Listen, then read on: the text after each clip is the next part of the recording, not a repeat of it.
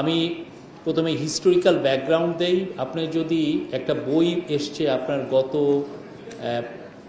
আপনার যারা এগ্রিকালচার করেন, বিট করেন, তাদের আমি সবাইকে অনুরোধ করব যে গত বছর ডক্টর নওমি হোসেনের একটা বই এসছে, সেটা বলতে দ্য এইড ল্যাব। বাংলাদেশে এইড মানে বিদেশি এইডের কিভাবে ব্যয় হবে, বিদেশি এইড কিভাবে আসবে, সেগুলো নিয়ে তার একটা বড় বই।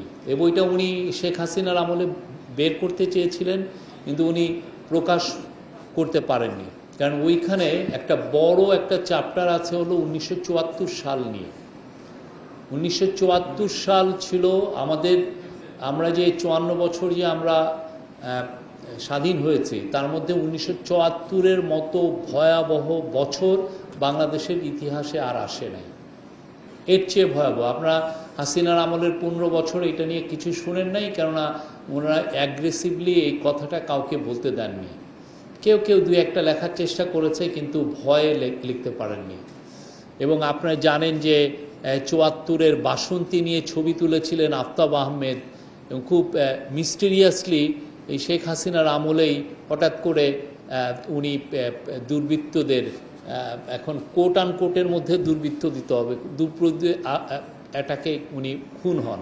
ওনার এই খুন নিয়েও কিন্তু অনেক যথেষ্টই আছে, কেননা ওনার এই ছবিটা বা বাসন্তীর এই ছবিটা খুবই আলোড়ন তুলেছিল। তো 74 কেন হলো?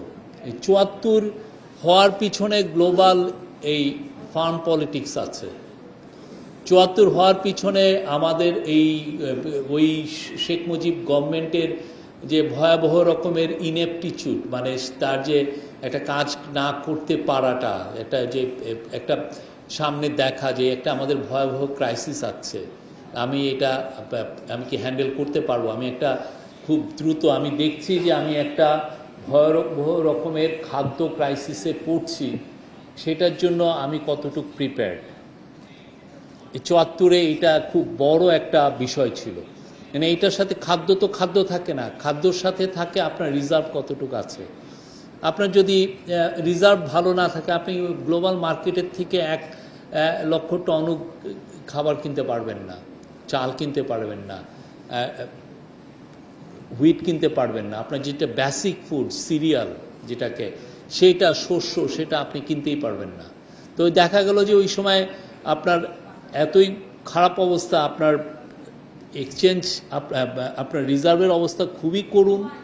সেই জায়গায় এসে পড়েছে আপনার এই খাদ্যর যে সংকট, এবং সাথে আছে যে ওই সময় আওয়ামী লীগের লোকরাও এটা ইনভলভ ছিলেন, খাদ্য মজুতকরণের একটা। আপনি যখনই দেখবেন যে অনেকের কাছে খাদ্য নাই, আপনার কাছে আছে, আপনি অবশ্যই অনেকেই তখন আর হিউম্যানিটির কথা মনে থাকে না, অনেকে এটাকে মজুত করে দাম আরও বাড়িয়ে দেন।